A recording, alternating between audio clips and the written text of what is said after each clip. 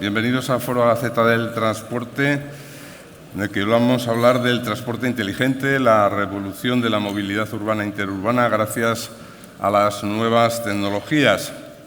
En Castilla y León y en Salamanca, esos planes de viabilidad están incorporando las nuevas tecnologías, semáforos y marquesinas inteligentes, sistemas avanzados de información a los viajeros, monitorización del tráfico con cámaras en las vías para identificar atascos y accidentes, gestión de aparcamientos públicos. Es una revolución que está ya en marcha. Hay temas también candentes del transporte en general en Castilla y León y en Salamanca. Estamos ahora recrudeciéndose la batalla por esa quinta frecuencia, por completar también la cuarta frecuencia del tren rápido a Madrid.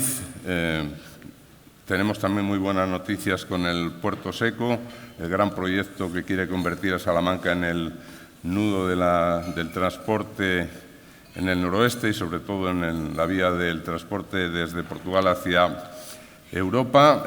Temas que están candentes y que vamos a abordar en este foro, pero antes tenemos la suerte de contar con el consejero de Movilidad y Transformación Digital de la Junta, José Luis Sanz Merino, al que le voy a pedir que nos dé unas palabras de bienvenida y de introducción. Consejero, cuando quieras.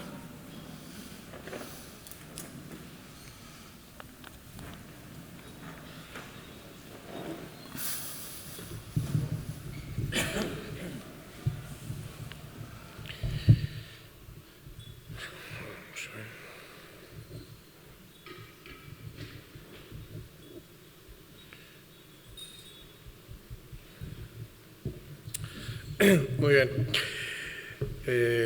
Alcalde de Salamanca, diputado nacional, concejales, alcaldes, que veo por aquí también, delegado territorial de la Junta, amigo Eloy, directora general de Transportes, Laura Paredes, Vidal Martínez, manager en desarrollo de negocio para la Administración Pública en Telefónica Tech, demás autoridades civiles y militares y demás asistentes, muy buenos días. No me he olvidado. En primer lugar, va de suyo agradecer a Julián Ballesteros la oportunidad de participar en esta interesante jornada organizada por la Gaceta de Salamanca. Te lo agradezco como director. Y del mismo modo quiero agradecérselo al Grupo Avanza por su colaboración y en su nombre o en primera persona a su director general, Valentín Alonso. Muchas gracias también a los dos, Julián y Valentín. Vivimos un momento crucial para la movilidad de Castilla y León. En la actualidad, la movilidad ya no solo se aborda como un medio para desplazarse de un lugar a otro, sino también como un servicio esencial para mejorar las condiciones de vida de la ciudadanía y como un elemento vertebrador de la sostenibilidad y la transformación digital. En este contexto, la digitalización no es un lujo, ni es una opción, sino una necesidad imperiosa para la movilidad del futuro en nuestra comunidad. Los sistemas inteligentes de transporte, más conocidos como ITS, son fundamentales en esta transformación, ya que integran tecnologías avanzadas y datos en tiempo real para optimizar el transporte de manera significativa. En este sentido, desde la Junta de Castilla y León estamos dando pasos firmes para convertir a nuestra comunidad en una referencia en movilidad pública inteligente, accesible y gratuita. Estoy seguro que esta mañana habrá ocasión de profundizar en ello, pero permítame siquiera mencionar algunas de las medidas que desde la Consejería y en cooperación con las empresas concesionarias estamos adoptando. Son medidas que suponen un paso exponencial hacia la digitalización completa del transporte de viajeros de titularidad autonómica. Medidas que se materializan en diversos proyectos de transformación digital impulsados por la Junta de Castilla y León y cofinanciados con fondos europeos. Están suponiendo una inversión global de la nada despreciable cifra de 30 millones de euros hasta el año que viene, hasta el año 2026. Y en el epicentro de este sistema tecnológico se encuentra el Centro de Control de Transportes de Castilla y León, el CECOCIL, que constituye el punto neurálgico para la gestión y control de la movilidad pública de los viajeros usuarios de la red autonómica. Especial relevancia tiene la labor a desarrollar por el Sistema Central de la Junta de Castilla y León, que está llamado a ser el gran servidor con toda la información del transporte en la nube. A él se tendrán que conectar todos los sistemas centrales de las empresas operadoras del transporte de viajeros de la red regional. Todo el proyecto tecnológico ITS pivota en torno a una idea: optimizar la gestión y la toma de decisiones en el ámbito del transporte público autonómico. En este ámbito, los gemelos digitales, el empleo del Big Data, la explotación de los datos, en definitiva, brindan múltiples oportunidades, tanto a nivel operativo como de planificación, al posibilitar simulaciones de distintos escenarios. El sistema tecnológico que hemos diseñado e implantado comprende también el equipamiento ITS no embarcado para ofrecer un sistema de información al usuario en 377 paradas inteligentes y alrededor de 2.000 autobuses. La implantación de este equipamiento se hará en las 9 provincias, llegando a más de 300 municipios. En Salamanca, por ejemplo, serán 33 donde se puedan ubicar postes y marquesinas inteligentes. Asimismo, el sistema tecnológico también incluirá, como decía antes, el equipamiento embarcado en los 2.000 autobuses que prestan servicios, que comprende la configuración, la homologación e instalación en la flota de autobuses de herramientas de hardware y de software que lo gestione y que posibilite información en tiempo real, conteo de pasajeros, monética y ticketing o videovigilancia también. Todas estas actuaciones están orientadas a la excelencia de la gestión pública y también pretenden mejorar la experiencia de los operadores, así como dar un mejor servicio a los usuarios que apuestan por el transporte público. Pues bien, como ya saben, este sistema se ha tornado como esencial para hacer realidad la decisión del presidente Mañueco de implantar la gratuidad del transporte público en todas las concesiones gestionadas por la Junta de Castilla y León, para todas las personas empadronadas en la comunidad y con viajes ilimitados en las más de 2.600 rutas existentes. Salamanca son 345 rutas y en el 2024 sumaron más de 4 millones de desplazamientos. Se trata de una medida de modernización pionera en el ámbito nacional, que sitúa a Castilla y León a la vanguardia en la gestión de servicios públicos. Se estima que superarán los 15 millones de viajes actuales con una inversión de entre 60 y 65 millones de euros al año. Como conocen, la Junta de Castilla y León ha puesto en marcha la tarjeta Buscil, una herramienta clave para facilitar la movilidad sostenible y gratuita en la comunidad. El despliegue de la tarjeta se realizará de forma progresiva, garantizando una implantación ordenada y eficaz. Desde mañana, día 1 de julio, estará operativa para menores de 15 años y a partir del día 1 de septiembre comenzará su funcionamiento en todas las rutas del transporte metropolitano. De modo simultáneo, se extenderá progresivamente al transporte interurbano en toda la comunidad. Como ven, la apuesta de la Junta de Castilla y León por el transporte público y su modernización es firme y decidida. Y es que conviene recordar que en el año 2024 hemos invertido 40 millones de euros para cubrir el déficit de mantener todo el transporte, pese a que el 90% de las rutas en Castilla y León son deficitarias y que el 63% de ellas tienen menos de 5.000 viajeros al año. Pero eso no ha sido un problema para lograr este objetivo. Hay otras concepciones del transporte público y colectivo de viajeros por carretera, como la que se predica del mapa estatal por el que el Gobierno central pretende suprimir 474 paradas en 346 municipios, según sus propios datos ubicados en la propia web del Ministerio. En la provincia de Salamanca dejarían de tener parada 33 municipios y se suprimirían 36 de las 40 paradas actuales. Estamos hablando de un déficit del 88% de todas las de la provincia.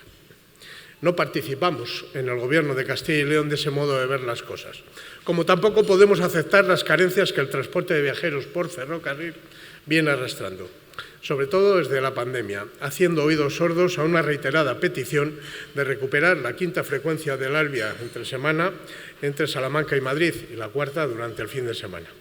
Frente a la postura de reiterados retrasos e incumplimientos del Gobierno de la Nación, pese a los anuncios que se hicieron el año pasado y en febrero incluso de este año, la Junta de Castilla y León continúa impulsando su política de movilidad y fijación de población.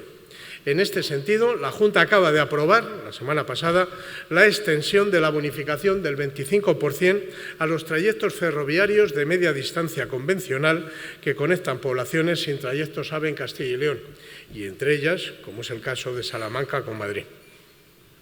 Un nuevo convenio con Renfe que ofrecerá este descuento desde mañana mismo a todos los usuarios empadronados en Castilla y León para viajar desde esta provincia a la capital de España y viceversa, una vez que el Gobierno central ha decidido eliminar la gratuidad vigente hasta ahora.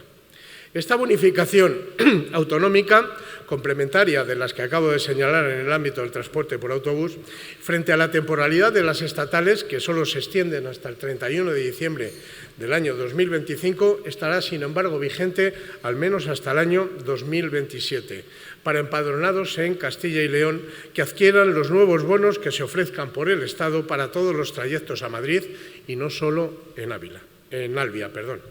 En definitiva, y con esto quiero concluir, el Gobierno de Castilla y León seguirá potenciando el transporte público de viajeros y su modernización como herramienta fundamental para la creación de oportunidades en el territorio. También estará colaborando en el transporte de mercancías y la terminal intermodal y todo el polo logístico de Zaldesa, sin duda, es una manifestación más que concreta del apoyo a las nuevas posibilidades que en Salamanca se ofrecen al respecto.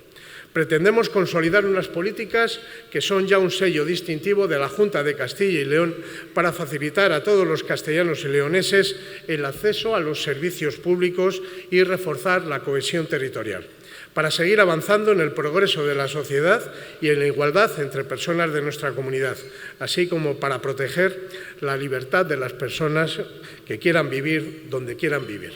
Muchas gracias.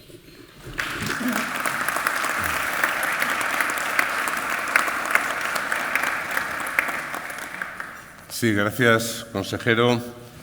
Están con nosotros, como ven, Laura Paredes, directora general de Transportes y Logística de la Junta de Castilla y León, Valentín Alonso, director general de Grupo Avanza, y Vidal Martínez Gil, manager en desarrollo de negocio para la Administración Pública en Telefónica Tex. Yo les voy a pedir que hagan ahora una primera intervención. Antes, sí les recuerdo que disponen de tarjetas en las mesas para plantear sus preguntas por escrito, hacérselas llegar a las azafatas levantando la mano y que luego me las pasen para poder formular esas preguntas. No he dicho que este foro está sustentado, patrocinado con el apoyo de la Junta de Castilla y León y Avanza. Voy a dar la palabra en primer lugar al director general de Grupo Avanza, que nos cuente un poco cuál es esta revolución que se está haciendo en el transporte en España, en el mundo, pero en concreto en España.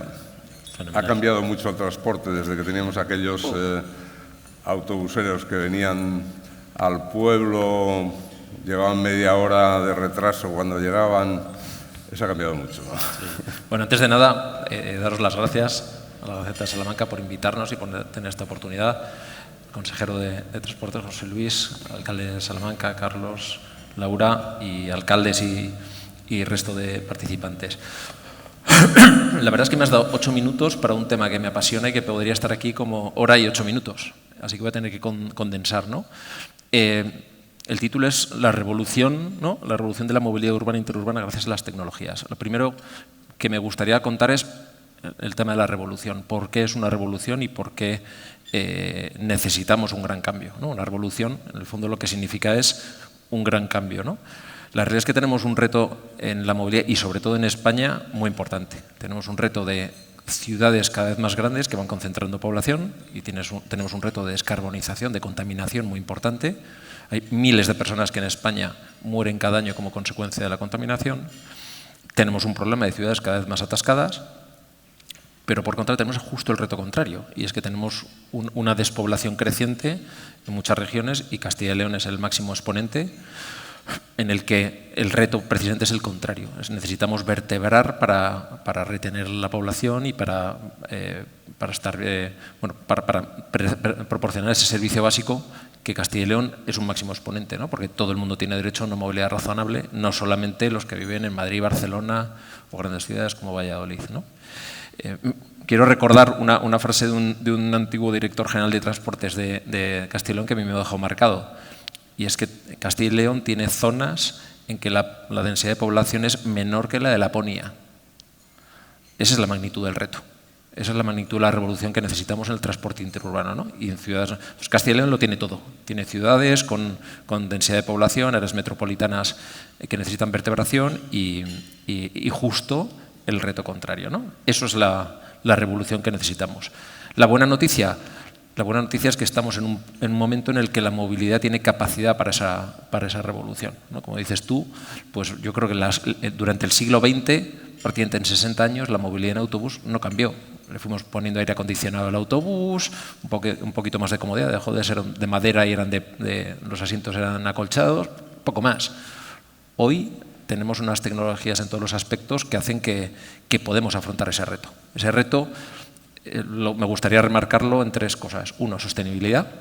La sostenibilidad no solamente medioambiental, sino también económica. La sostenibilidad medioambiental todos la asociamos a coches eléctricos, ¿no? Bueno, pues ese es el plan B. Hay que hacerlo, por supuesto que sí. Nosotros ya en España tenemos casi 400 autobuses eléctricos, pero no nos engañemos, la principal baza es tenemos que incrementar la presencia del transporte público. Tenemos que crecer mucho el transporte público a costa de menor uso del coche privado. Y entro en un terreno en que todo el mundo va a decir, este es Podemita.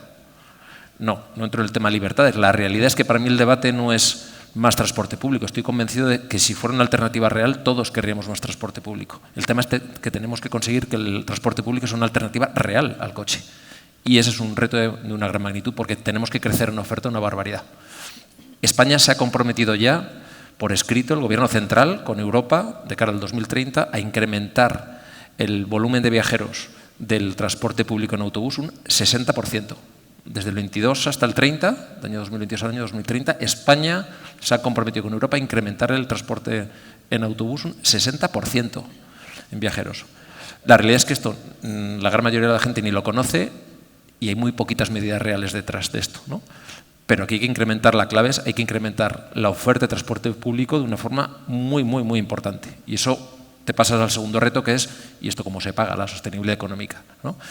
Nosotros creemos que tiene que haber un modelo de financiación estatal que permita que en todo el país tengamos una financiación adecuada para todo el mundo, para que tengamos un transporte válido. Hoy por hoy tenemos Barcelona, Madrid y Valencia, tienen una financiación especial, posiblemente muy derivada del origen de situaciones políticas, que hace que tengan una financiación excepcional y el resto de ciudades y áreas metropolitanas no, ¿no? Entonces, bueno, luego nos extendremos un poquito, pero decir que hoy tenemos las tecnologías para digitalizar también la experiencia del usuario desde la planificación hasta el pago y la postventa, y nosotros ya estamos trabajando en todo este tipo de tecnologías, las de hoy y las del futuro. Estamos trabajando bien en la automatización de la conducción y bueno, pues hacia ahí vamos, hacia la eficiencia. Muchas gracias. Turno ahora para Vidal Martínez, como he dicho, es experto en desarrollo de negocio para la Administración Pública en Telefónica Tech. Telefónica está liderando un poco también esta revolución a nivel de asesoramiento a las empresas. ¿En qué punto estamos? Bueno, en primer lugar, dar los buenos días a todos y agradeceros el compartir aquí un ratito con vosotros. Espero que resulte de vuestro interés. Contestando un poco a tu pregunta, ¿no? Telefónica Tech, por encajar inicialmente antes de entrar en la materia, Telefónica Tech es la factoría dentro de Telefónica que lidera todo lo que tenga que ver en este caso con data, IoT, Internet de las Cosas, ciber y cloud, ¿no?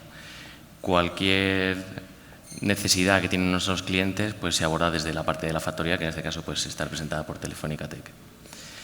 En concreto en mi área, yo estoy para Administración Pública, lo que tratamos es de atraer esas nuevas tecnologías, como tú bien comentabas, a empresas como puedan ser que estamos aquí con Grupo Avanza, para ayudarles a solventar ese reto que tienen en cuanto a las adopciones de las tecnologías. El dato actualmente es el valor principal que tienen todas las compañías, me da igual que sean públicas o privadas, y para ello hace falta mirar un poquito hacia atrás de dónde veníamos y hacia dónde vamos, ¿no? Y cómo las tecnologías están avanzando. Hace años lo que teníamos eran ingentes cantidades de datos que tenían las empresas y los organismos públicos y privados, y se establecían pues, los típicos cuadros de mandos con diferentes KPIs. Eso en definitiva no dejaba de ser como ir en un coche, o seguir un poco con la temática de la que tenemos hoy aquí, y mirar por el retrovisor a lo que había sucedido para ver en el día de hoy un poco cuál era la realidad de lo que había pasado en el pasado.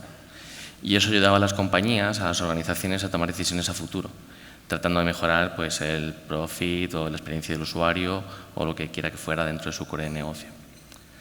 Gracias a la aparición, o mejor dicho, gracias a la evolución de las redes neuronales con Machine Learning y Deep Learning, aparece la inteligencia artificial ya de una forma mucho más robusta, mucho más fiable, que nos permite poder analizar muchísimas más cantidades de datos, y hablamos de temas de Big Data. Y es aquí cuando ya, siguiendo con ese ejemplo del coche, lo que hacemos es coger todos esos datos que tenemos y después de tratarlos y gobernarlos adecuadamente, podemos hacer modelos de aprendizaje que nos digan hacia dónde vamos a ir, cuál va a ser nuestro recorrido si seguimos esas decisiones empresariales. Incluso podemos darle una vuelta de tuerca más, y es que ya no solo es un modelo de predicción, sino que puede ser un modelo de prescripción. ¿Vale? Me estás diciendo que con estos datos que tengo, si sigo este cauce, voy a alcanzar el punto A, pero yo quiero ir al punto B. Eso es que ya la inteligencia artificial me dice cuáles son las decisiones que debería de tomar para alcanzar el punto B. Estamos en una analítica, entonces, por tanto, prescriptiva. Y le damos una vuelta de tuerca más y aparece la IA generativa, que parece que es que antiguamente no existía inteligencia artificial. Lleva mucho tiempo, lleva casi 20 años. Pero digamos que la inteligencia artificial generativa ha provocado que nos sensibilicemos quizá más a nivel ciudadano, ¿no? Que existen ciertas soluciones que me pueden facilitar mi día a día, como puede ser el tema del transporte, ¿no? Es un nivel más profundo de redes neuronales que te permiten pues, poder generar contenido y ayudar y asesorar en diferentes cuestiones. Pero lo que sí que es importante es que el núcleo de todo esto siempre es el dato. Los datos son el combustible de ese coche. Y si ese dato no está bien curado, no está bien gobernado, no está bien persistido, securizado, da igual el modelo de predicción o prescripción o generativo que tú tengas, porque lo vas a entrenar con un combustible que está en mal estado. Por tanto, el resultado no va a ser el que estás esperando. Y eso es algo que las compañías y las organizaciones llevan haciendo tiempo, y hay algunas que lo han hecho antes y otras que lo están haciendo ahora, porque quieren pues, disponer de su chat GPT privado o similar, y no se dan cuenta que para poder tener sus asistentes virtuales propios requieren primero tener todos sus datos, sus hilos de datos e información correctamente gobernados. Y este es uno de los retos en los que estamos principalmente ayudando a las compañías. A partir de ahí se desarrollan todos los casos de uso que se quieran realizar en la temática que se quiera analizar. Transporte, medio ambiente, mantenimientos predictivos, experiencia de usuario, lo que queramos. Pero lo primero es tener esas plataformas que nos ayuden a poder tener el dato disponibilizado, securizado y gobernado. Muchas gracias. Vidal, la directora general de Transportes, Laura Paredes, quería que arrancáramos hablando del gran problema que tenemos ahora, que es esa comunicación por tren rápido con Madrid. La Junta de Castilla y León sigue en contacto con el Ministerio para intentar que recuperemos la cuarta frecuencia el fin de semana y la quinta frecuencia, que era la aspiración de antes de la pandemia. O sea, ya está ya cerrada y con este Gobierno no se va a conseguir. En primer lugar, buenos días a todos. Agradecer a la Gaceta la oportunidad de participar en este foro, agradecer al Grupo Avanza su patrocinio. Y en la cuestión concreta, nos levantábamos hoy con una noticia de prensa que vienen siendo ya habituales. Desde la Junta de Castilla y León siempre se ha reivindicado la recuperación de la cuarta frecuencia y la incorporación de la quinta frecuencia. La cuarta frecuencia, por remontarnos a su momento de puesta en marcha, se puso en el año 2016 y ya en ese momento, si la pusieron, era porque era viable y porque era bueno, pues económica rentablemente, ¿no? Con motivo de la pandemia se suprimió esta cuarta frecuencia, bueno, pues alegando la disminución de viajeros. Y desde que recuperamos la movilidad después de la pandemia, todas las instituciones y la sociedad civil se ha reivindicado la recuperación de esa cuarta frecuencia. Desde la Junta de Castilla y León se ha reivindicado en todos los ámbitos que hemos tenido oportunidad, en reuniones con el presidente de Renfe, reuniones con secretarios de Estado. El propio presidente de la Junta de Castilla y León lo ha reivindicado mediante cartas al ministro, hasta creo recordar que en 3 ocasiones. Tuvimos la grata sorpresa de que se recuperó la cuarta frecuencia solo durante semana, no el fin de semana, pero tenemos que seguir luchando por la recuperación de esta quinta frecuencia. En los últimos meses se había apuntado por parte del secretario de Estado y por algún representante del Gobierno que parece que sí que con la llegada de nuevos trenes se iba a recuperar la quinta frecuencia de Salamanca. Pero bueno, la realidad que tenemos a día de hoy es que no acaba de llegar esta quinta frecuencia. Recientemente tuvimos la oportunidad de reunirnos con el presidente de Renfe, el consejero de Movilidad y yo misma, con motivo de la supresión de otras paradas que afectan a otros ámbitos de Castilla y León. Y la realidad es que nos manifestó que no hay rentabilidad económica, que la quinta frecuencia no es necesaria porque no hay demanda y que incluso la cuarta frecuencia tiene pérdidas. En este escenario en el que nos encontramos de pura rentabilidad económica de una empresa pública que presta un servicio esencial, que es la vertebración del territorio a través del ferrocarril, bueno, pues nosotros desde la Junta de Castilla y León vamos a seguir reivindicándola, vamos a seguir defendiendo que sí que es necesario porque los salmantinos tienen necesidades de conexión, en este caso con Madrid, y si los usuarios que tenemos, bueno, pues sí que son de un volumen muy elevado, seguiremos reivindicando esta quinta frecuencia, aunque bueno, las últimas noticias parecen que no hay volumen suficiente de viajeros para su recuperación, aunque yo creo que tenemos que seguir defendiéndola. Sí, por cierto, son datos que ha desmentido UGT, que no es un sindicato sospechoso de ser antigobierno y que hemos publicado en la Gaceta en estos días, que los datos que maneja el Ministerio para decir que no es rentable no son exactos, porque ellos conocen también muy bien la realidad de la empresa desde dentro. Quería preguntarle también a la directora general por la supresión de paradas que también anuncia el Ministerio. ¿La Junta va a asumir el coste de mantener ese servicio con las concesionarias? ¿Hay alguna previsión? ¿Podemos dar esperanzas a los pueblos de que ese servicio se va a mantener? Pues desde la Junta de Castilla y León lo que no vamos a permitir es que se supriman esas paradas. Esperamos y seguimos bueno, con la voluntad de abordar este tema con el Ministerio. Se trata de un tema que es fundamental a nivel de España. Tiene que haber una coordinación del mapa estatal con los mapas autonómicos y no solo en nuestra comunidad autónoma, con el resto de comunidades, porque estamos ante un momento trascendental de cambio del modelo de concesiones. Tenemos todas las concesiones a nivel de España, a nivel de comunidades autónomas, que es necesario renovarlas. Nos encontramos en un diseño y un nuevo avance, así nos lo marca la Unión Europea, ¿no? de remodelar y rediseñar estos sistemas concesionales. Pero es necesaria una coordinación entre el mapa estatal y los mapas autonómicos. En el caso de Castilla y León, somos la comunidad autónoma más afectada por nuestras particularidades. Somos una comunidad autónoma la más extensa de España. Estamos rodeadas de 9 comunidades autónomas, con lo cual nos cruzan, de los 22 corredores del mapa estatal, nos cruzan 11 corredores. Somos tierra de paso con comunidades también entre Madrid, que es un gran polo de movilidad, y comunidades bueno, pues de Galicia, Asturias, Cantabria. Y lo que esperamos es que se convoque la Conferencia Sectorial de Transportes, que no se convoca desde el año 2022, porque entendemos que es el ámbito en el que se tienen que tratar estos temas. Sin entrar al detalle de una parada concreta o un nodo concreto, entendemos que es un gran modelo, un modelo de movilidad a nivel de país, y así debe tratarse. Las conferencias sectoriales están previstas en la normativa que las regula, para tratar temas de calado entre los máximos representantes de ámbito político, como es en este caso el ministro de Transportes, y los consejeros de las comunidades autónomas, en este caso de movilidad o de transportes. Es una cuestión fundamental. Esperamos que pronto se convoque esta conferencia sectorial de transportes para poder avanzar y para poder determinar cuáles son las paradas que sí que es adecuado que algunas tengamos que hacer las comunidades autónomas por la particularidad que tienen, pero hay otras que sí que entendemos que tienen que mantenerse en el mapa estatal. En el caso concreto de nuestra comunidad no es de recibo los retrocesos, es decir, un retroceso que un viajero tenga que hacer un retroceso para volver a coger otro autobús y desplazarse a otra comunidad autónoma. Siempre ponemos el caso de Villamanín. Villamanín, para ir a Gijón, ahora mismo pasa el autobús estatal y coge el autobús en Villamanín y se traslada a Gijón en 1 hora y 45.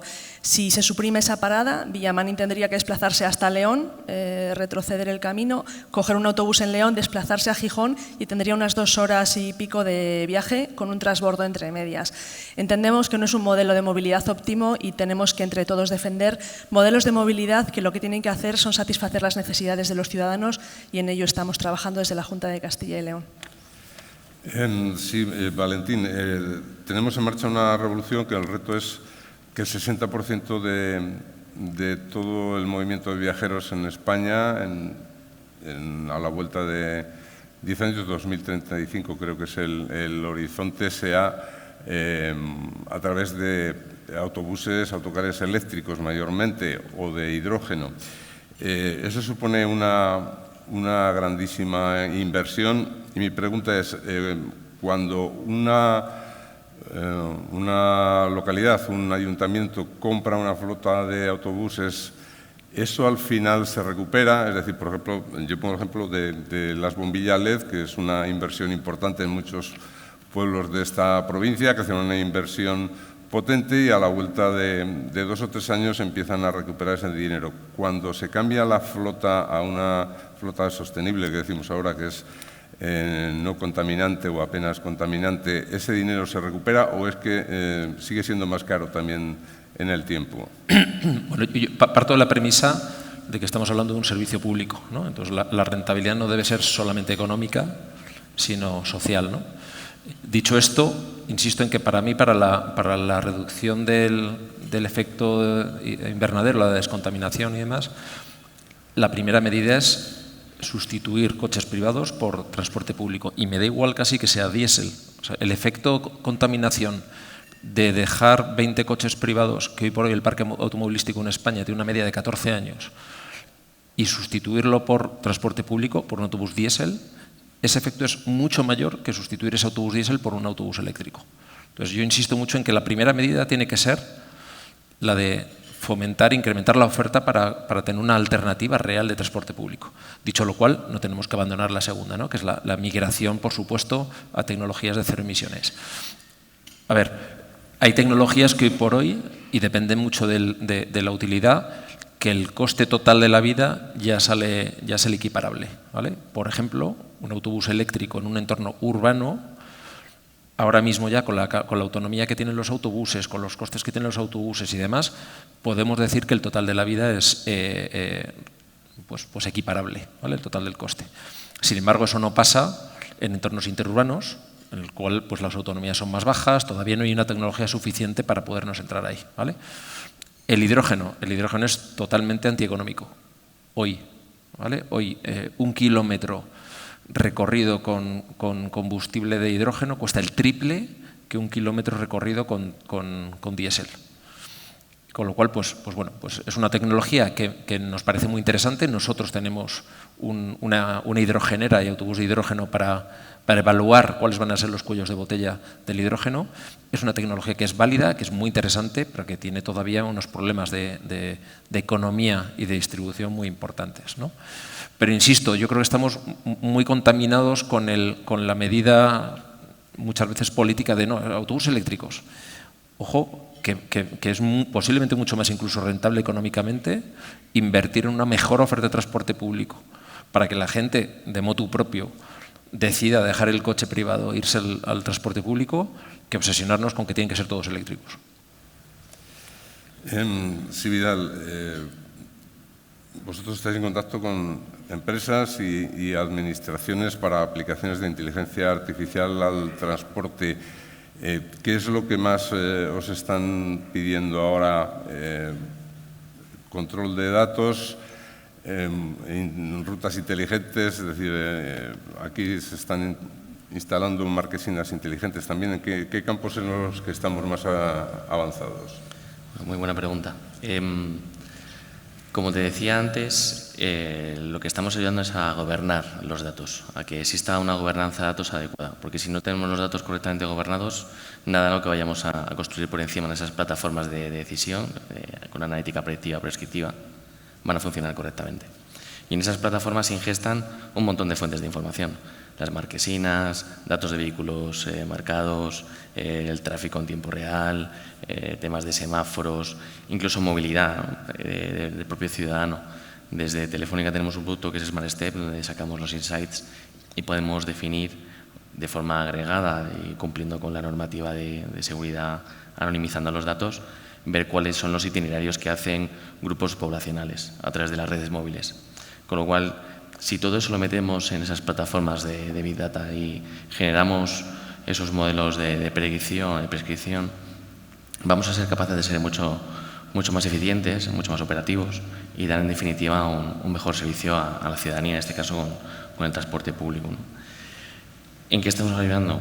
Justo en eso, ¿no? En esa labor de higienizar el dato, persistirlo, disponibilizarlo, asegurarlo y a su vez también hacer que esas plataformas sigan creciendo, ingestando cada vez más volúmenes de datos de otras fuentes de origen de datos diferentes. A nivel europeo, lo que está sucediendo es que han aparecido, o llevan ya tiempo, dándose cuenta que como el dato es el activo más importante, para yo mejorar mi modelo de predicción, mi caso de uso, en definitiva mi algoritmo, solo le puedo dar más datos para seguir entrenándolo y que sea más eficiente. Y la única forma que tengo de darle más datos es o bien los compro y los ingesto en mi plataforma, o bien aparecen lo que está sucediendo ahora, que son los espacios de datos. Hay espacios de datos, de hecho la SEDIA ha movilizado en torno a 500 millones en diferentes propuestas. Ya creo que hace poco salió la segunda convocatoria y ha cedido casi el 50% de esas ayudas europeas. Y esos espacios de datos están por silos: educación, medio ambiente, transporte, movilidad.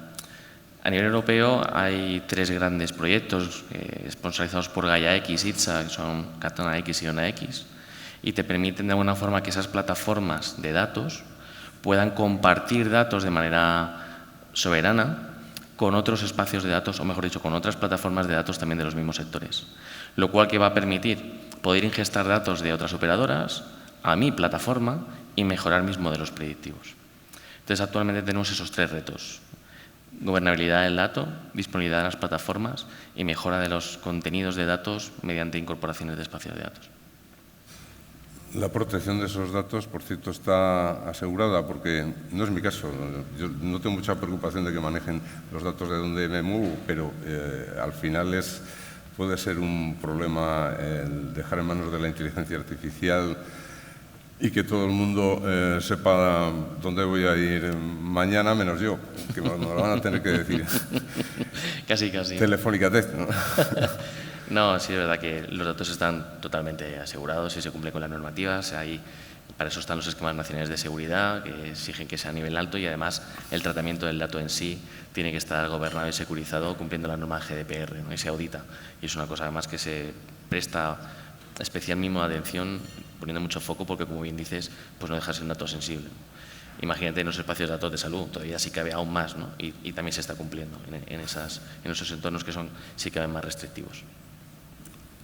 Sí, para la directora general, hemos tenido este fin de semana aquí en Salamanca un congreso de transporte. Una de las quejas de los transportistas es que faltan profesionales, faltan conductores, camioneros, y se quejaban de que la homologación de los carnés de extranjeros, que sí que hay solicitantes, pues tarda 1 año y medio en llegar. Pero hacían una propuesta que yo no sé si podría contemplar la Junta, que es que poner en marcha una formación profesional en logística, que no hay, en la que los alumnos pudieran salir después de 2 o 3 años con una formación específica en transporte, en logística y, por supuesto, con el carnet también de transportista. ¿Esa es una posibilidad?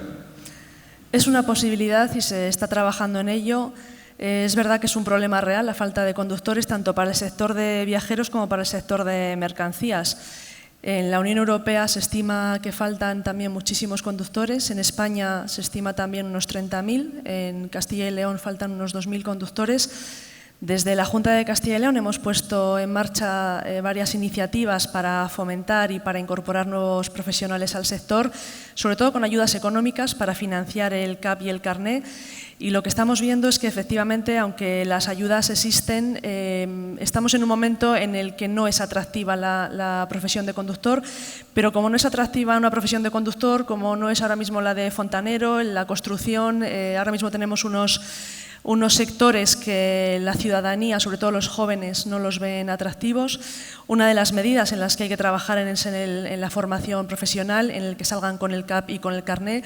También desde el propio Ministerio se está intentando dar soluciones a este problema, porque es verdad que la edad media que tenemos de los conductores es de unos 55 años, con lo cual cuando se vayan jubilando no hay relevo generacional, y tenemos que actuar desde todos los ámbitos, desde el sistema de la educación, para que a través del sistema de formación profesional salgan con ese carnet y con ese CAP, pero sobre todo también en una labor desde la escolarización, ¿no? Mira, el otro día coincidíamos en una jornada con la consejera de Educación y tuvimos oportunidad de comentar que hay que ir a las escuelas, hay que fomentar las profesiones que hoy en día no están demandadas porque son necesarias y son totalmente dignas. La profesión de conductor es una profesión totalmente digna, pero la ciudadanía, sobre todo el sector joven, es donde tenemos que hacer esa labor social, al margen de otras políticas que podamos hacer desde las administraciones públicas, una labor social para intentar cubrir estas profesiones que hoy en día pues, nuestros jóvenes nos ven como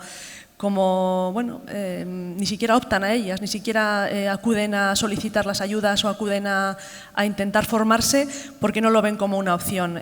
Nosotros queremos trabajar con la Consejería de Educación para ir a las escuelas, para empezar poco a poco a poner ese grano, al margen de que podamos seguir con ayudas económicas o otros sistemas de financiación. Es una labor que tenemos que trabajar desde las ayudas económicas, con la formación profesional, con la labor didáctica desde las escuelas, porque sí que es verdad que es un reto importante tanto para viajeros como para mercancías.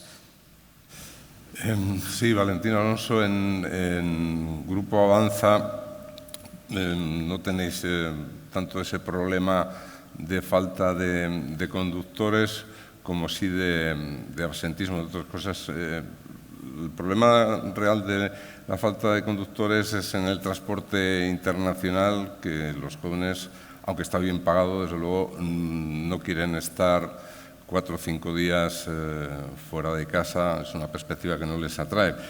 Pero hablando del problema del absentismo, Valentín, yo no sé si es la legislación laboral la que está permitiendo, la actual legislación laboral, en la que ha habido cambios que quizás desde un punto de vista, al menos del empresario, lo que están haciendo es fomentar ese absentismo al no poder comprobar las bajas. ¿Hay solución para ese problema? Bueno, pues estás tocando dos de los temas que a mí me preocupan más.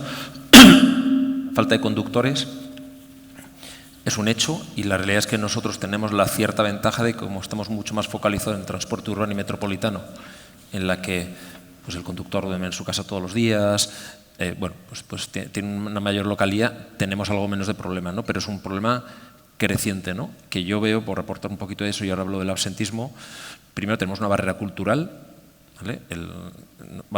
Queremos fomentar estas profesiones, pero nuestros hijos no quieren sacarse el carnet de conducir. Si los chicos no quieren sacarse el conducir, ¿cómo se van a dedicar profesionalmente a conducir? O sea, ahí tenemos un problema serio, ¿no? Además de eso, tenemos un problema de generarle ese valor añadido a esas profesiones que son súper necesarias y que hoy por hoy pues la juventud pues no quiere, o bien por sus características de trabajo o porque no están apreciadas. Yo digo mucho que no entiendo por qué un piloto de avión es un tío con un prestigio tremendo y la gente, un piloto de avión, pero si es conductor de autobús, pues es como... Entonces, tenemos que ponerle valor a esas profesiones para que realmente sean atractivas. Es una barrera cultural, pero es que luego tenemos unas barreras legales y jurídicas que nos montamos nosotros mismos que son espectaculares. Un joven no puede sacar el carnet de conducir autobús hasta que tiene 21 años. Sale del colegio con 18, tiene que tomar su decisión Y la decisión no puede ser conducir un autobús, porque está prohibido hasta los 21 años. Con lo cual, cuando ese joven tiene 21 años, ya ha optado por su vida profesional, o ha ido a la universidad y entonces con 21 años está estudiando o se ha dedicado a otro trabajo, ¿no? Y además de eso, sacar el carnet de conducir te cuesta 3.000 euros. Entonces, es que es una barrera que me parece a mí que o cambiamos de una forma real esto, o ya podemos dedicarnos a fomentar y a intentar atraer tanto que no lo va a haber. Tenemos que poner en valor esas profesiones y tenemos que romper barreras que nos hemos construido nosotros solos como sociedad, ¿no? Pasando al absentismo, y yo os comentaba antes, nosotros somos una compañía de unos 8.000 personas en España, ¿no? Bueno, pues todos los días no van a trabajar 800. 800. Es una barbaridad, es un 10%, ¿no? Que además es el doble del que teníamos en el año 2019.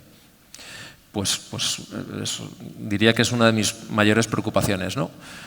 Las causas detrás de eso, tenemos un problema de salud pública, tenemos la sanidad colapsada prácticamente en todos sitios, ¿no? Tenemos un problema de regulación.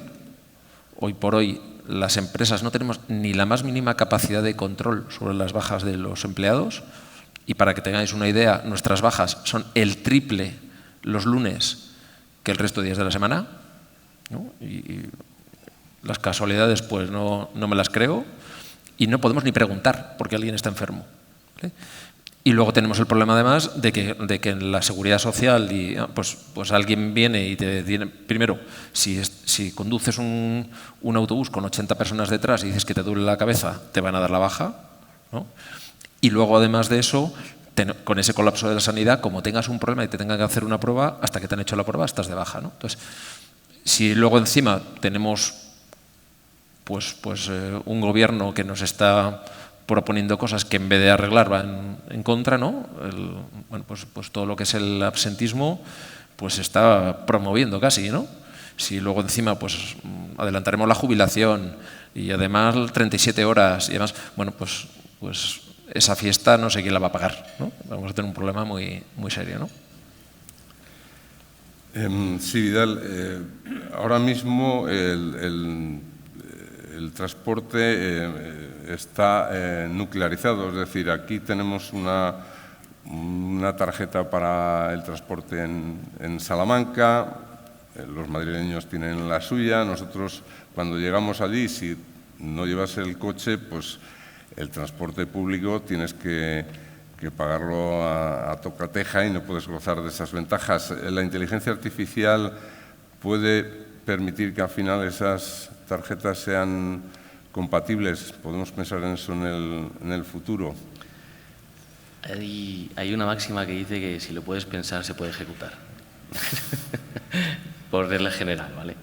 El caso que pones es un claro ejemplo de cómo tendría que funcionar un espacio de datos entre las operadoras diferentes a nivel nacional, para que pudieran compartirse en un momento determinado los títulos y fueran válidos en ciudades, entidades locales o provincias no residentes.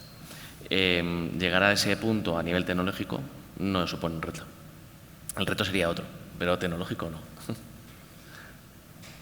Hablábamos antes del cambio cultural que supone que el 60% de los desplazamientos sean sostenibles, lo cual quiere decir que no sean en coche privado. Hay uno de los presentes que yo creo que también da en el clavo. Dice, ¿cuántos de los que estamos aquí hoy en este acto estamos dispuestos a prescindir del vehículo propio y pasarnos al transporte público?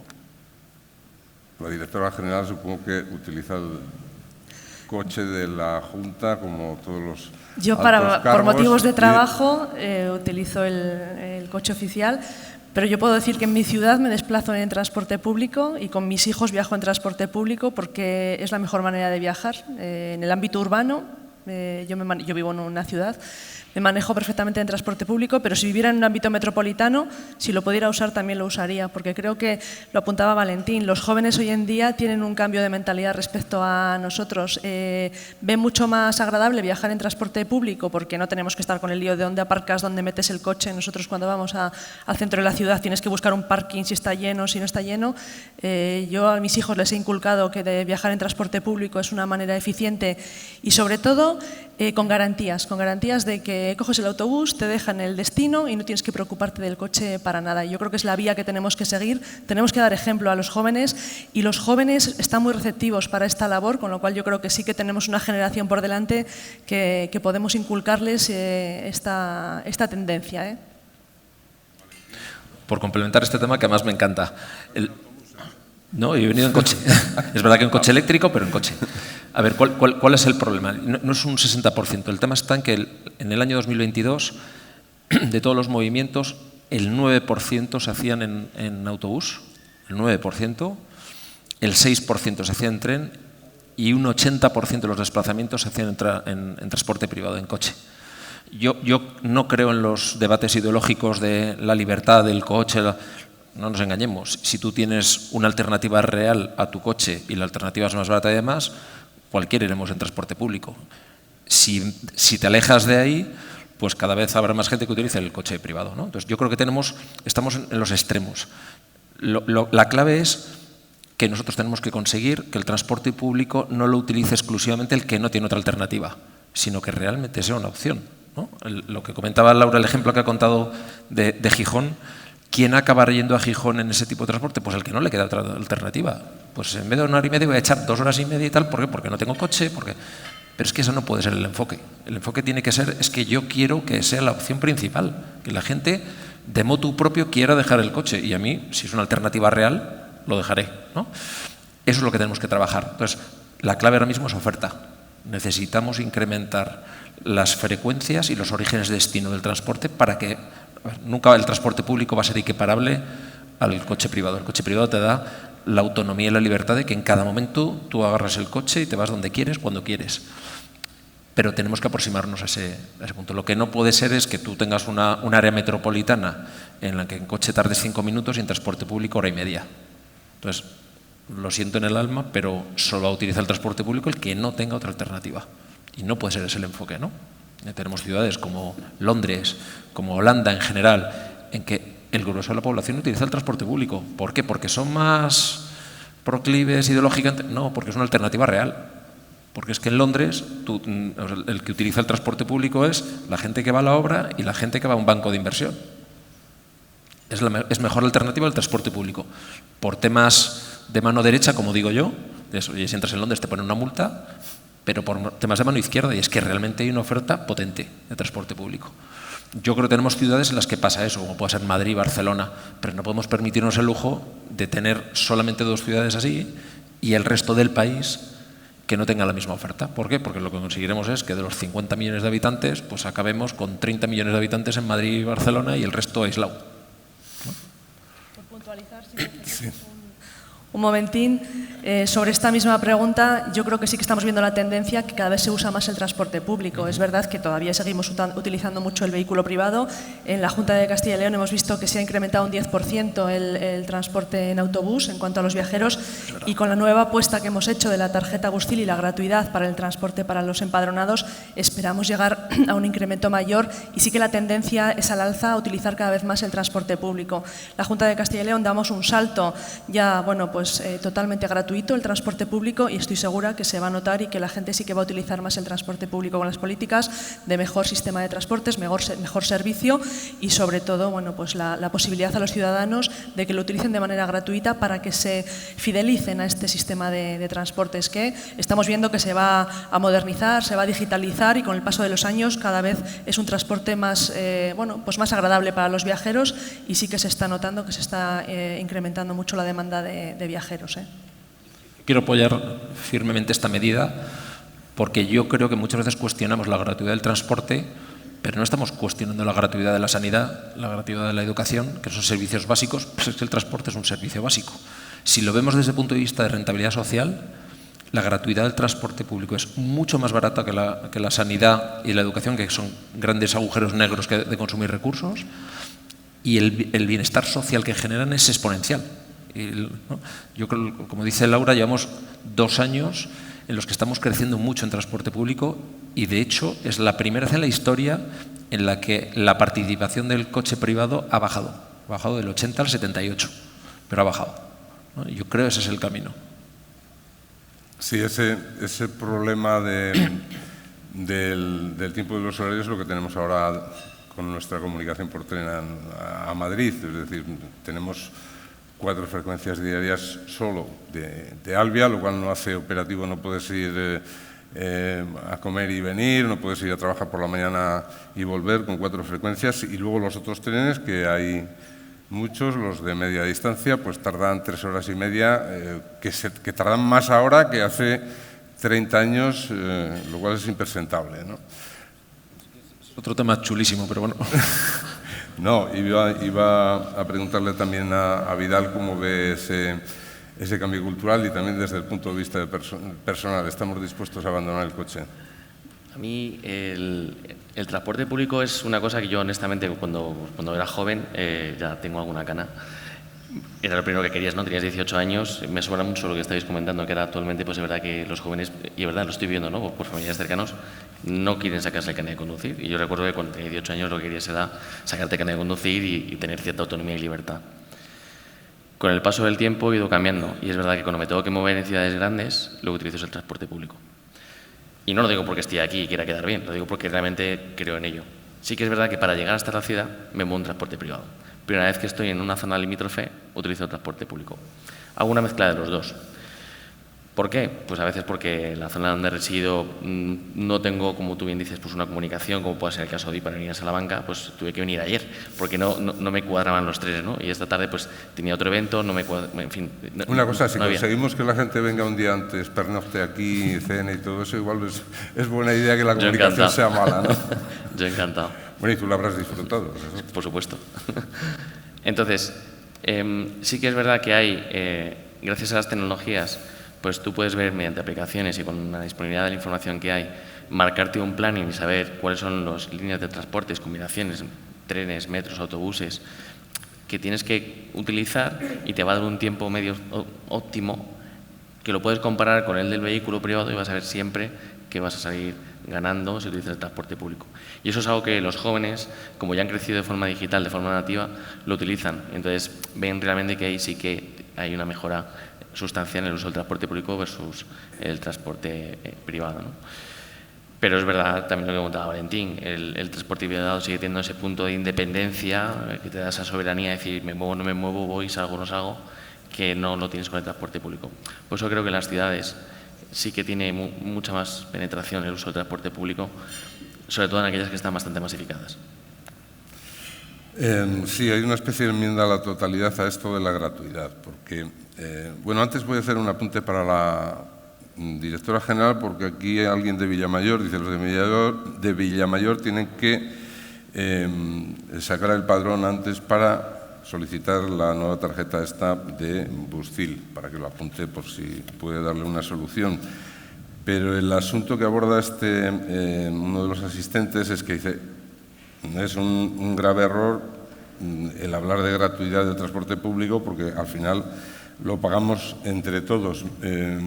La pregunta podría ser si es sostenible esa gratuidad por el coste que tiene en una comunidad que tampoco es de las que nos sobre el dinero, como puede pasar en otras que son bastante más ricas, ¿no? Pues, a ver, es sostenible desde el punto de vista de la rentabilidad social. Si miramos la rentabilidad económica, pues está claro que el transporte público en nuestra comunidad, el 90% de las rutas son deficitarias, con lo cual tendríamos que quitar prácticamente el 90% de los autobuses. No es la hoja de ruta que tenemos en el gobierno actual del presidente de la Junta de Castilla y León. La hoja de ruta es mantener una rentabilidad social. ¿Por qué? Porque el transporte en autobús es el único que vertebra el territorio, es el que llega a todas las localidades, llega a los 2.248 municipios, llega a las más de 6.000 localidades que tenemos en nuestra comunidad y la rentabilidad social prima sobre la rentabilidad económica. La apuesta de la Junta de Castilla y León ya veníamos bonificando el transporte público pagando el déficit de explotación de las empresas concesionarias, porque la mayoría de las rutas son deficitarias y tenemos que pagar el coste del servicio, así lo marca nuestra ley de transportes, y lo que hacemos es un salto más y pagar la parte que pagaban los viajeros. Lo que pasa es que los viajeros ya pagaban una parte muy residual porque el coste es muy elevado en nuestra comunidad autónoma. Tenemos una comunidad autónoma con una extensión muy amplia, una gran dispersión de la población Y para que el autobús llegue a esas 6.000 localidades, la inversión de la Junta de Castilla y León es muy relevante y es muy importante. Este salto más, bueno, pues habrá quien le parezca mejor o peor, lo que pasa que lo que queremos es también colaborar en la fijación de la población, de ahí al empadronamiento. ¿Qué queremos? También que los ciudadanos de Castilla y León vivan donde vivan, tengan la igualdad de oportunidades en todo el territorio, en toda nuestra comunidad, y el transporte público, lo ha mencionado antes Valentín, es un servicio básico esencial en nuestra comunidad, es un servicio fundamental para permanecer viviendo en el medio rural, y esta es una ayuda más que ponemos a disposición de los ciudadanos. El que no lo quiera usar, bueno, pues que no lo use, pero vamos, en principio yo creo que sí que es una medida que va a favorecer a los ciudadanos en el medio rural, y vamos a ver cómo se intensifica los viajeros en el medio rural. Sí, y yo creo que nos falta siempre en esto poner el contexto, el tema de la inversión frente al beneficio social, ¿no? Y me gustaría, creo que es un tema que tenemos que comunicar mejor. Si nosotros vemos los otros servicios básicos, educación, sanidad, y vemos cuánto cuesta la sanidad pública y cuánto cuesta la educación pública frente al transporte, es que es totalmente residual. Si tú haces una encuesta de cómo funciona la sanidad, cómo funciona la educación pública y cómo funciona el transporte público, ahí te vas a dar cuenta de que la inversión es totalmente inmaterial comparado con lo que consume la sanidad y la educación. En general, no hablo en Castilla y León, hablo en general. Y cuánto consume el transporte y cuál es el nivel de calidad y el nivel de percepción del usuario. Y es que son dos mundos distintos. Sí, la pregunta era para ti porque hablan de hasta cuándo vamos a seguir con horarios fijos y rutas fijas, y si la aplicación de la inteligencia artificial está cambiando ya esa realidad que hemos vivido durante 100 años. A ver, sinceramente, para conseguir la eficiencia del transporte en términos de rutas flexibles y demás, no te hace falta inteligencia artificial, aunque estamos apalancados en ello, ¿eh? Aquí el problema es, por supuesto, que tenemos herramientas para ser capaces de adaptar a la demanda cuál es la oferta, ¿vale? Pero también lo tenemos que compatibilizar con un tema de servicio público, ¿no? Porque si solamente vuelves a mirar dónde está la demanda, dónde están los viajeros y dónde tienes la oferta, pues como dice Laura, el 80% de las rutas de Castilla y León no se van a hacer. ¿Qué pasa? Pues que es que independientemente que no haya suficientemente demanda para tener oferta, tienes que aún así que vertebrar el territorio. Aún así todas las poblaciones tienen derecho a poder ir a una escuela que no está en su población o a un hospital o demás, ¿no? Entonces, por supuesto que nos apalancamos en este tipo de medidas. El transporte de la demanda, que es una de ellas, la tenemos desarrolladísima y muy implementada, pero tiene sus límites, ¿no? En el límite, el transporte de la demanda es un taxi. Vamos a poner un taxi a todo el mundo en la población para que se mueva, pues parece que es un poco inviable, ¿no? Si vamos con las últimas preguntas, pues estamos ya sobre la hora. Para Vidal preguntan ¿cuándo se van a implementar semáforos inteligentes en ciudades como Salamanca, donde ahora mismo sigues esperando en un semáforo en el que no pasa nadie, tanto el peatón, pero sobre todo el vehículo, que es el que está contaminando en ese caso? Supongo que la tecnología, por supuesto, está ya disponible, pero o es cara o está costando introducirlo, ¿no? Bueno, aquí lo que está sucediendo es las ciudades empiezan a tener plataformas propias. De hecho, está la red de ciudades inteligentes, que lo que desplegan son plataformas en las que se ingestan todos los datos de la ciudad, desde los sistemas de iluminación, pasos de cebra, semáforos, tráfico, sistema de regadío inclusive, ¿no? Todo con sensóricas que nos permiten poder ingestar esa información en las plataformas analíticas de datos y luego generar modelos predictivos que nos ayuden a mejorar la experiencia del usuario. En el caso de los semáforos, pues hay soluciones de mercado que ya existen, que están homologadas y que permiten en un momento determinado pues poder reducir las frecuencias del cambio de disco en el caso de que no haya tráfico y permita facilitar de alguna forma pues el cruce de las vías urbanas, ¿no?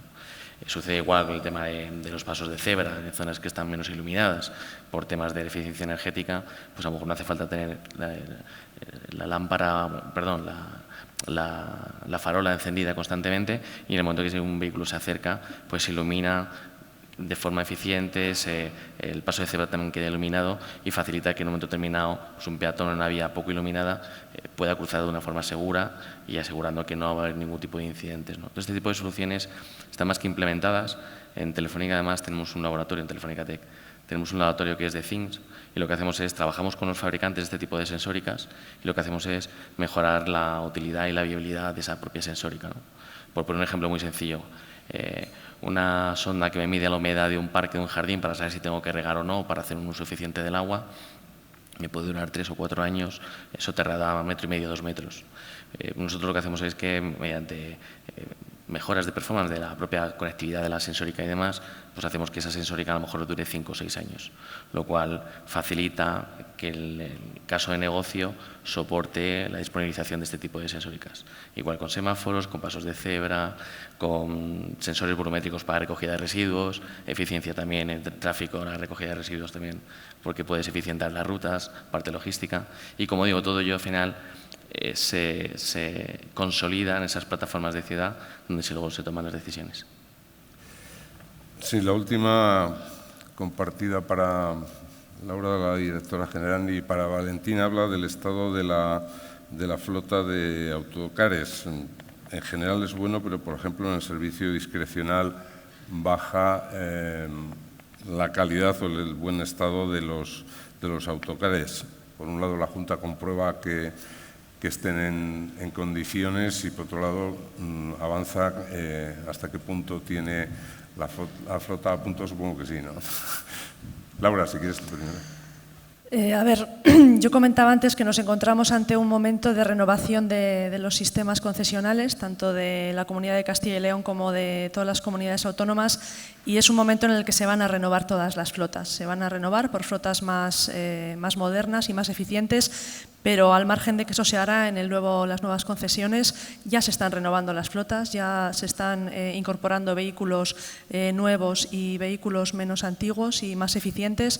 Desde la Junta de Castilla y León hemos sacado una convocatoria de ayudas aprovechando los fondos europeos, los del Next Generation, y la verdad que ha tenido muy buena acogida. Empezamos con 12 millones de euros y la hemos ampliado hasta los 34 millones de euros para conseguir quitar vehículos de la carretera muy contaminantes. Tenemos 2.031 solicitudes, 2.733 vehículos.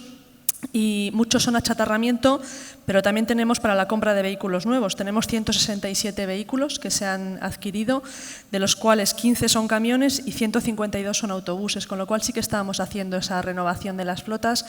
Y también es fundamental aprovechar las ayudas europeas para este avance en la descarbonización y en la transición energética. Los fondos europeos nos brindaron una oportunidad con los fondos Next Generation y ahora va a salir otra oportunidad con el Fondo Social para el Clima.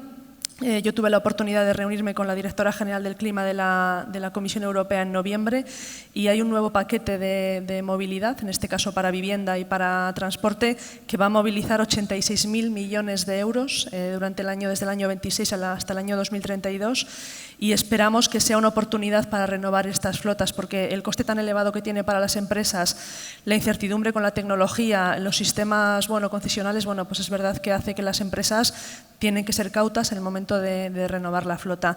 Esperamos que con este nuevo fondo, este paquete de ayudas europeas, podamos abordar también una transición más rápida. Se espera que el Fondo Social para el Clima tiene que tener luego unos planes nacionales, cada país tiene que presentar su plan nacional. Por las noticias que tenemos, en junio tenía que presentar el plan, en este caso el Estado miembro de la Comunidad Autónoma de la Comunidad Europea, España. Esperamos que sea pronto una realidad este reparto de fondos. En España corresponden 9.000 millones de euros, tanto para vivienda como para transporte. Esperamos que al menos la mitad sea para el sector del transporte. Yo tengo que abogar por mi sector.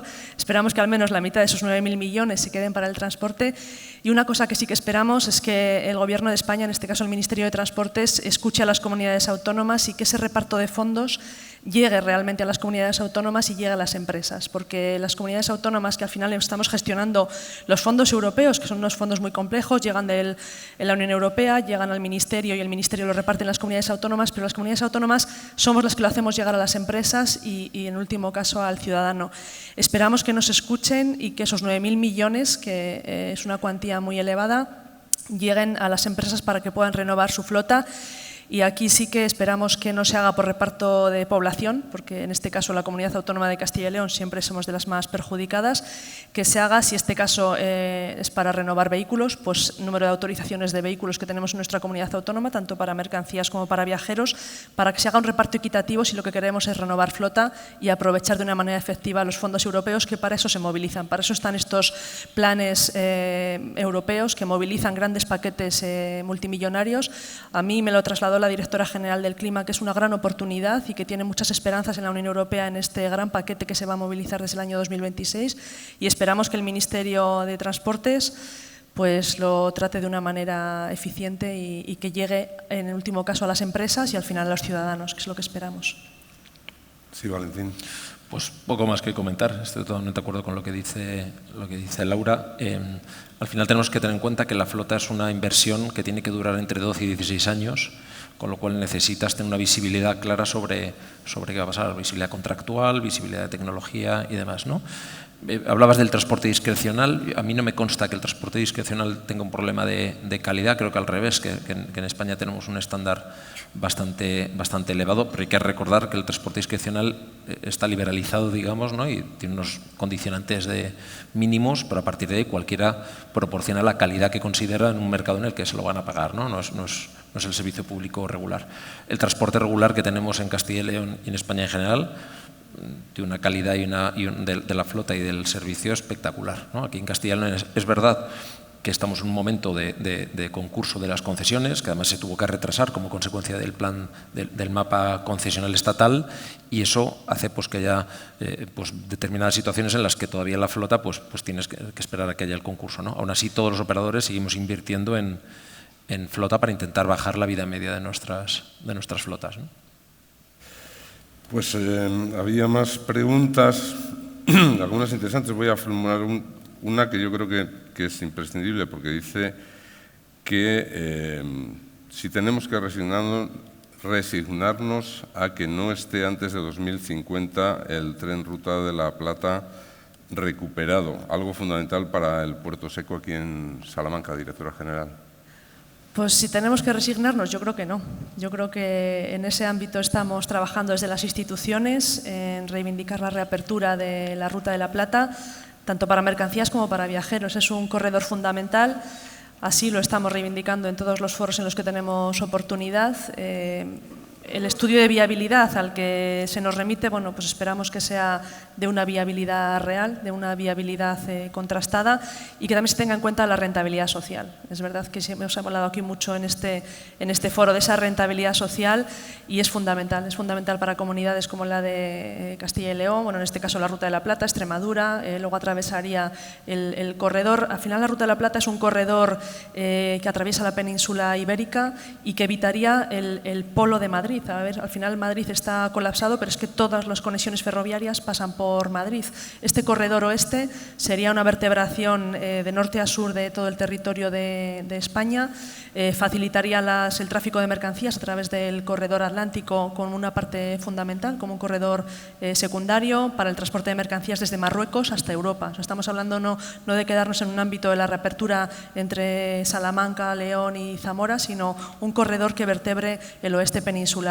Así lo reivindicamos al Ministerio. El Ministerio tiene que tener una visión de país y este corredor tiene que tener una visión de país, y esperemos que se adelante a 2040, que el estudio de viabilidad sea óptimo, favorable, y que consigamos la reapertura de la Ruta de la Plata tanto para viajeros como para mercancías en todo su trazado, no solo en el trazado hasta Salamanca, sino en el trazado de norte a sur de la península ibérica, como el corredor oeste peninsular que es.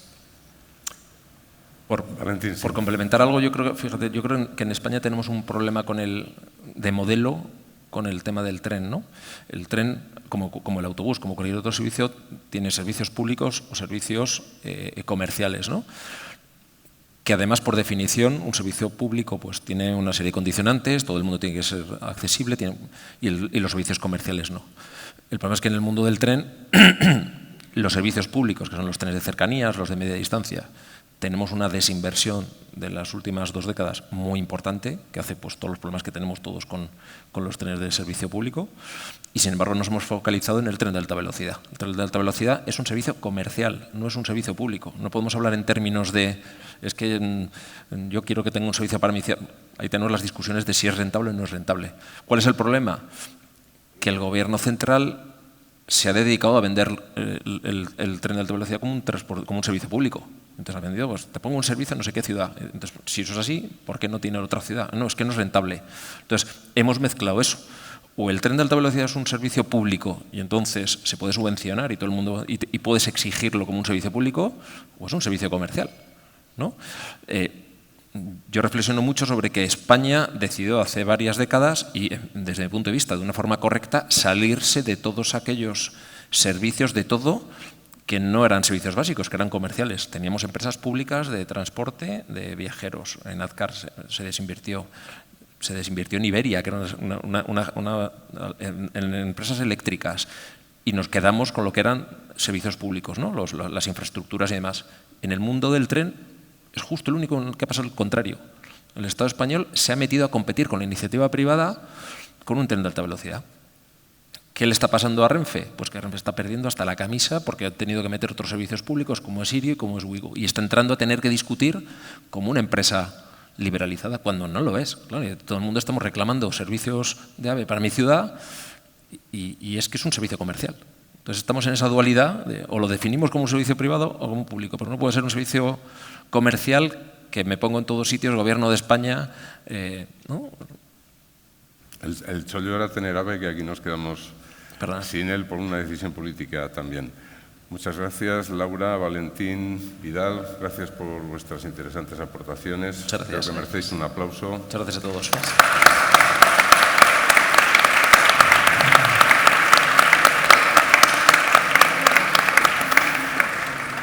Reitero el agradecimiento a los patrocinadores, a la Junta de Castilla y León y Avanza, a todos ustedes. Gracias por compartir este interesante foro. Y no me queda más que desearles a todos un buen día. Muchas gracias.